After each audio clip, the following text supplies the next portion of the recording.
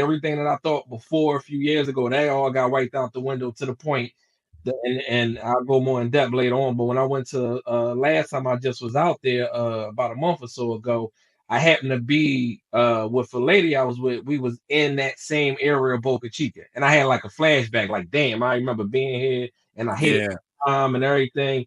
And me and her had a great time. She showed me around, and we enjoyed our time on the beach and all that. And it was just like it wiped out everything that I experienced with the brothers before.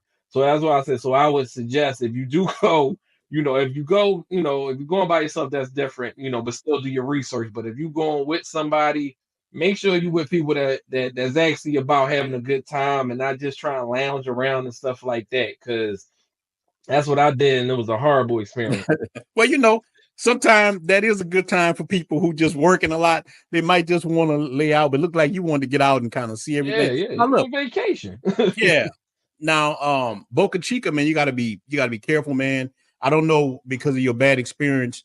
Did you get hit with the dual menus? Look, guys. Now, sometimes we Oh go to Boca yeah, yeah. Chica, they hit you with a gringo menu and they hit you with a regular menu. I know horror stories of people who went to Boca Chica, and I actually like Boca Chica. I had a good experience, but like he said, I was on some other stuff myself. I was by myself in werewolf mode, so it was a whole different experience. But in Boca Chica, some people will try to hit you with those dual menus.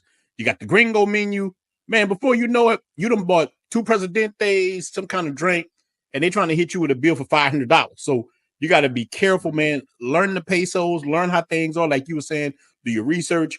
Boca Chica, you got to be careful, man. People, they got dudes that are standing in front of a restaurant. He don't really work for the restaurant, but he's trying to con you into going there, and then they set you up, man. So did you have any kind of experiences like that in Boca Chica?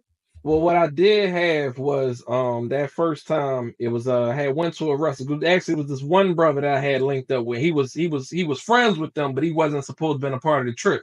We just happened to bump into him in the airport. He was on his way to the Sasua, and he was about to go. I ain't know nothing about none of that. And he was like, "It's my birthday. I'm gonna be here for a week, so I'm gonna do all my things." But he hung out with us for a few days. He said, "All right, I'll be with y'all for a few days."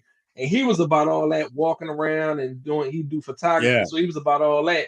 So when I couldn't find nothing to do, they was like, "Oh, contact." I contacted him, and I went to the restaurant, and we was at the restaurant. We ate, had a good time. So I bring all that up because like the next day he had left, so I did the same thing on my own. I said, "The hell with it, I'm gonna go to restaurant myself." So I went to a restaurant, got all the food I got, and I luckily I had my currency app on me, which I don't go nowhere without it now. But at that time, I ain't know nothing about it. Somebody told me about it, and they tried to give me one price that was totally different. Like I'm totaling up in my phone. I'm like, okay, so it came out, I think like a little over 1,000 pesos or something like that.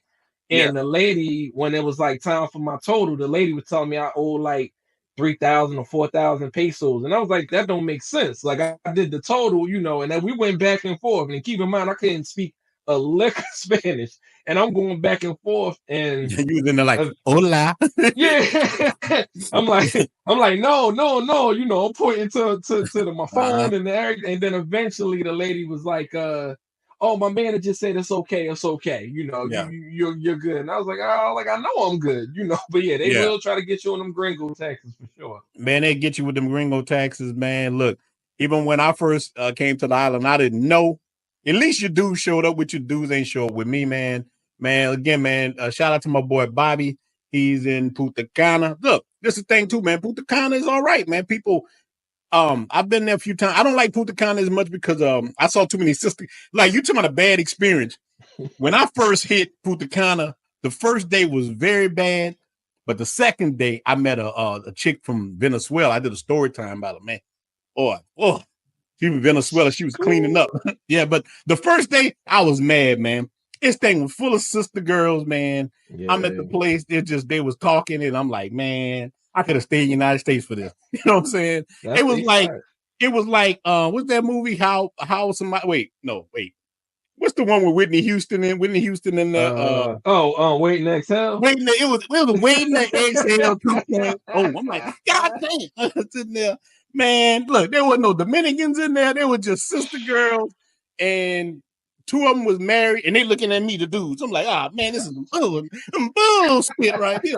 So But the next day everything changed because I met the little Venezuelan and the little chick was cleaning up. Chick fine as I don't know what, man. So we gonna get into all the relationship stuff, man. But let me tell you, man, that made me look at Punta Cana a little bit different. They do got some nice spots.